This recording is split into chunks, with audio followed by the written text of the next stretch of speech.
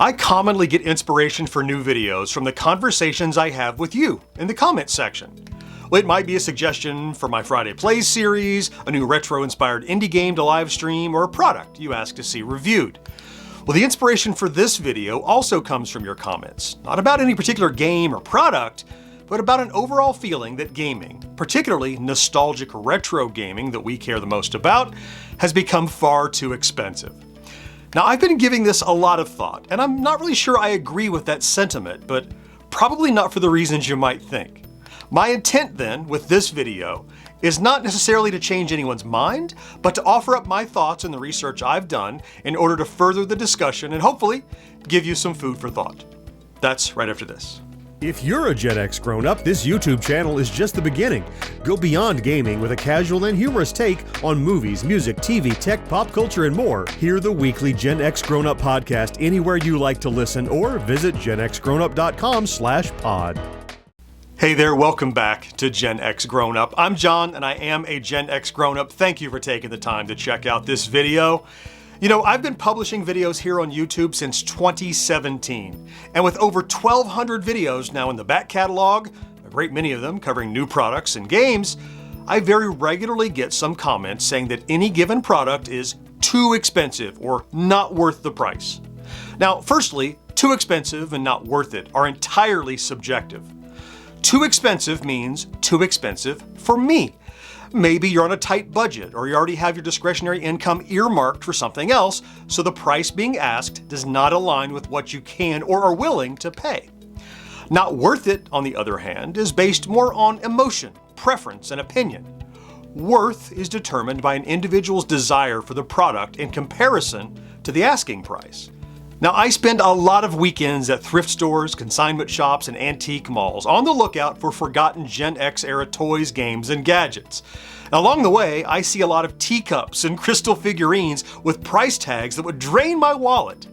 Now, those particular things aren't worth the price for me, but for someone else, they might be. For those folks, they very well might see me buying a $10 joystick from 1984 and think I'm nuts, because to them, that joystick isn't worth anything. You see? Preference. Now, I'm not talking here in this video about preference, but actual cost. When I feature a new retro gaming gadget and tell you it costs $50, what's the value of that $50 you'd be forking over? As older Gen X gamers and collectors, I think it's easy to remember how things used to be and what things used to cost, and still have that in our minds as a baseline for value. You've definitely seen or heard at least someone using an inflation calculator online to illustrate how much something we bought back in 1980 something would cost today, adjusted for inflation. For example, I checked out an original Atari 2600. Now, when it was released in 1977, the retail price was $190. Now, adjusted for inflation and cost of living, nearly 50 years later, here in 2025, that would be over $975. Now, we certainly know what it feels like to spend $1,000 today, so spending $190 back in 1977 felt about the same. So with that, I think it's pretty commonly understood and agreed upon that costs have constantly gone up over the years. But what I never see anyone seem to do is the reverse. Taking the cost of something today and seeing what it might have cost in previous decades to help determine not only its value, but also better inform our subjective feelings about that cost to decide if a product is worth it or not to us. Now, I've chosen 3 specific products for this video that I've covered in the last few months to use as examples, but which items I chose are less important than the category and price point. Let's start with a digital game. Now, back in October, I covered a cool indie title called Tormenture, sort of a combo retro adventure game coupled with a real-world first-person mystery. Now, Tormenture is available digitally, and its MSRP is $15 here in 2025. Well, $15 doesn't feel like so much, so I didn't see a lot of comments about a digital download at this price being too expensive. But what if we dial back the decades? I've run the numbers for what $15 of buying power in 2025 would have felt like in 2015, 2005, 1995, and 1985. Now, you can choose the one with which you most relate, but at the extreme end, in 1985, buying Tormenture would have only felt like spending about $5. Now, there was no digital downloading of games back then, but I definitely was known to drop $5 at the local arcade in 1985, and that didn't feel so bad. So now, when I think about a game costing around $15, I have something from my past to compare it to in terms of value. Now, I'm no economist, but I know there are a number of other factors at play. For my reading, I understand that wages haven't necessarily kept up with inflation for a lot of people, so these numbers may very likely be skewed. I acknowledge, of course, that things are most definitely not equal from decade to decade, so these numbers aren't meant to be a verified rate of conversion so much as a baseline for comparison. Let's try another recent product, this time a physical cartridge release for the Atari 2600. In Q4 of last year, Audacity Games released Casey's Gold, written by Activision veteran Dan Kitchen. You can see on Audacity's site the cost of the base edition for Casey's Gold is $60. Now, I most certainly saw a lot of commenters who felt that $60 for an Atari cartridge was an outrageous asking price. Now, it was worth it to me because of the quality of the game and my affinity for the work of Dan Kitchen, but I get it, $60 for an Atari game sounded steep. Until I ran the numbers back again. I did that same de-inflation back across the decades on that $60 price tag.